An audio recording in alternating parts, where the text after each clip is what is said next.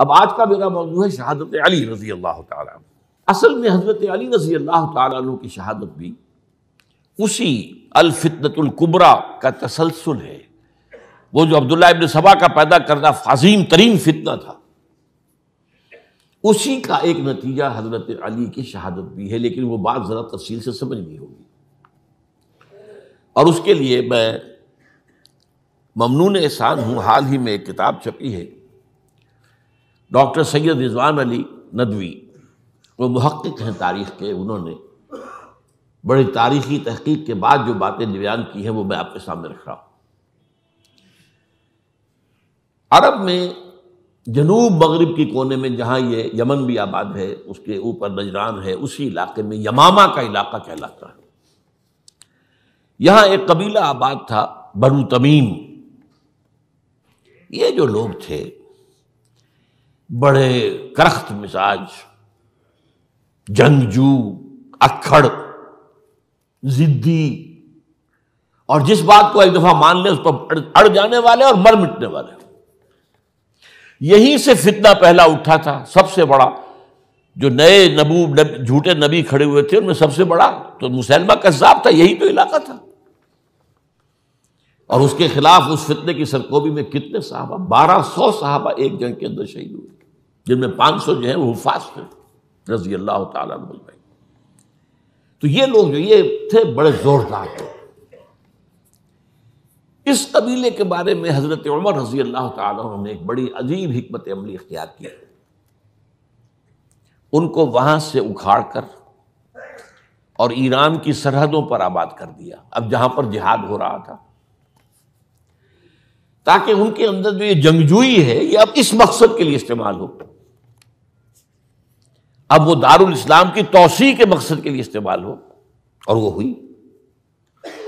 حضرت عمر نے 2 چھاونیاں بنائی تھی رضی اللہ تعالیٰ عنہ، کوفہ اور بصرہ، کیونکہ ظاہر بات ہے کہ اب جو اسلام کا دائرہ پھیل رہا تھا اور اسلامی حکومت پھیل رہی تھی، اور زیادہ تر جو ہے مشرق کی طرف پھیل رہی تھی، ایران اور خراسان وغیرہ کی طرف، تو اب مدینے سے اس کا کنٹرول اتنا آسان نہیں تھا، فاصلہ تھا، تو چھاونیاں بنائیں تاکہ یہ اس سرحد کے اوپر یہ موجودہ مرکز رہے، یہاں فوجیں موجود رہیں، کہیں کوئی بغاوت ہو تو اس کو کچلنے کے لیے وہ قوت فوری طور پر دستیاب ہو سکے۔ یہ لوگ ہیں کہ جو عبداللہ ابن سبا کی فتنے سے سب سے زیادہ متاثر ہوئے۔ ان کی مزاج میں وہ کجی تو تھی نا۔ حضرت عمر بھی ان کا جو ایک مضبوط کنٹرول تھا انہیں دبائے رکھا ہے، اور ان کا رخ جو ہے ایک دوسری طرف موڑ کر اس سے اسلام کو فائدہ پہنچایا۔ لیکن اس کے بعد جب فتنہ جو آیا یہ عبداللہ ابن سبا، تو سب سے بڑھ کر یہی لوگ اس کے ماننے والے، اور انہی میں سے وہ لوگ تھے جنہوں نے جانیں بھی دے دی ہیں، جنہیں حضرت علی نے زندہ جلایا ہے، اس لیے کہ وہ کہتے تھے کہ علی خدا ہے۔ اے علی تم خدا ہو، تم ہمیں آگ میں جلا رہے ہو، یہ تو تم ہمارا امتحان لے رہے ہو۔ وَلَنَبْلُوَنَّكُمْ بِشَيْءٍ مِّنَ الْخَوْفِ وَالْجُوعِ وَنَقْصٍ مِّنَ الْأَمْوَالِ وَالْأَنفُسِ وَالثَّمَرَاتِ، اب وہ اس آیت کو اپنے اوپر منطبق کر رہے ہیں۔ تو یہ جو کرخت لوگ تھے، انہوں نے در حقیقت جو ہے عبداللہ ابن سبا کے کردار میں سب سے بڑا رول پلے کیا، اور انہی کے ہاتھوں حضرت عثمان شہید ہوئے رضی اللہ تعالیٰ۔ اور اس کے بعد انہوں نے حضرت علی رضی اللہ تعالیٰ عنہ کو اپنے گھیرے میں لے لیا، کیونکہ انہی کی کثیر تعداد موجود تھی مدینے میں جب حضرت عثمان شہید ہوئے۔ اس کے بعد اب ظاہر بات ہے کہ کوئی نہ کوئی تو خلیفہ ہونا چاہیے تھا۔ حضرت طلحہ سے کہا گیا، انہوں نے معذرت کر لی، حضرت زبیر سے کہا گیا، انہوں نے معذرت کر لی۔ اب ظاہر بات ہے کہ حضرت علی آخر امت کو چھوڑا تو نہیں جا سکتا تھا بغیر امام کے، انہوں نے قبول کر لی، اگرچہ حضرت حسن روکتے رہے کہ ابا جان یہ ان لوگوں کی بیعت جو ہے آپ قبول نہ کیجیے۔ حضرت حسن تو ان میں سے ہیں جو حضرت عثمان کے دروازے پر کھڑے تھے پہرے دار کی حیثیت سے، حسن اور حسین رضی اللہ تعالیٰ عنہ، انہیں تو معلوم تھا فتنہ جو کون لوگ ہیں۔ اس کے بعد حضرت علی رضی اللہ تعالیٰ عنہ نے اسی حکمت سے، جس حکمت کے تحت حضرت عمر نے یہ چھاونیاں آباد کی تھیں، دارالخلافہ بھی مدینے سے کوفہ منتقل کر دیا تاکہ پورے عالم اسلام کو کنٹرول کیا جا سکے اس مرکز کے ساتھ۔ اس کا نتیجہ یہ نکلا کہ اب گویا کہ حضرت علی کے گرد ان لوگوں کا گھیراؤ مکمل. کوفے میں یہی تو آباد تھے، کوفی یہی تو تھے. حضرت عمر نے انہیں لا کے یہاں آباد کیا تھا. جب حضرت علی نے کوفے کو اپنا دارالخلافہ قرار دیا تو گویا کہ ان کا پھر عمل دخل بہت بڑھ گیا. ایک طریقے سے یوں کہا جا سکتا ہے کہ انہوں نے اب حضرت علی رضی اللہ تعالیٰ عنہ کو اپنے محاصرے میں لے لیا. چنانچہ جنگ جمل کے موقع پر یہ ہوا ہے کہ صلح ہو گئی تھی. حضرت عائشہ رضی اللہ تعالیٰ عنہ کے جو نمائندے تھے اور ادھر سے حضرت علی، صلح ہو گئی تھی، طے ہو گیا تھا کہ ہاں قاتلین عثمان کو جو ہے اس کو سزا دی جائے گی، قصاص لیا جائے گا حضرت عثمان کی قتل کا. لیکن ان لوگوں نے 10,000 آدمی کھڑے ہو گئے کوفے کے اندر، ہم سب قاتل ہیں عثمان کے، لو قصاص ہم سے اگر لے سکتے ہو. جس کے نتیجے میں اور انہوں نے جنگ شروع کر دی. اور جب جنگ شروع ہو جائے تو پھر اس کے بعد تو کوئی نہیں دیکھ سکتا کیوں شروع ہوئی، کیسے شروع ہوئی، کس نے شروع کی. اب تو یا مارو یا مرو، دو ہی باتیں ہوتی. 10,000 مسلمان ایک رات میں شہید ہوئے جنگ جمل میں. اب اس کے بعد حضرت علی رضی اللہ تعالیٰ عنہ کی خلافت جو ہے حضرت امیر معاویہ نے ماننے سے انکار کر دیا. جب تک قاتلین عثمان کو سزا نہیں دیتے ہم بیعت نہیں کریں گے. یہ نہیں کہ دعویٰ کیا ہو کہ میں خلافت کا حقدار ہوں، یہ نہیں، لیکن یہ کہ آپ کو ان کو سزا دینی چاہیے. اب یہ تھا وہ مخمصہ جس میں حضرت علی رضی اللہ تعالیٰ عنہ وہ فرماتے تھے تم میرا ساتھ دو تو میں ان قاتلین عثمان سے سزا جو ہے ان کو سزا دے سکتا. ادھر انہیں پتا تھا کہ میں سرنڈر کرتا ہوں تو مجھے علی تک تو پہنچنے کوئی نہیں دے گا، راستے میں ختم کر دیں گے رضی اللہ تعالیٰ عنہ. تو یہ پیچ تھا ایک جو ایسا پڑا ہے. اب اس میں جب حضرت معاویہ اور حضرت علی کے مابین فیصلہ کن جنگ ہوئی، جنگ صفین جسے کہتے ہیں، جس میں 70,000 مسلمان ایک دوسرے کی تلواروں، تیروں، نیزوں سے قتل ہوئے.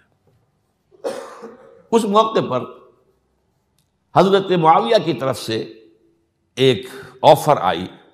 قرآن مجید کو نیزے پر اٹھا کر لوگوں نے کہا کہ یہ خون ریزی بند کر دو، ہم قرآن کا فیصلہ ماننے کو تیار. حضرت علی دیکھ رہے تھے کہ یہ اصل میں میری فتح کو شکست سے بدلنے کا پروگرام ہے.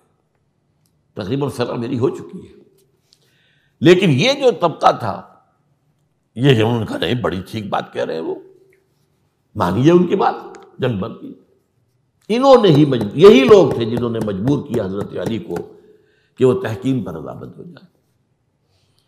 اس کے بعد تحکیم میں جو معاملہ ہوا، حضرت علی حضرت عبداللہ ابن عباس کو اپنی طرف سے حاکم بنانا چاہتے تھے، یہ اڑ گئے نہیں.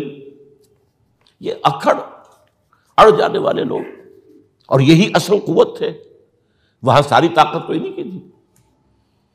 تو انہوں نے ابو موسیٰ اشعری کو اپنی طرف سے مقرر، وہ بہت نرم خو آدمی تھے، انہیں بنا.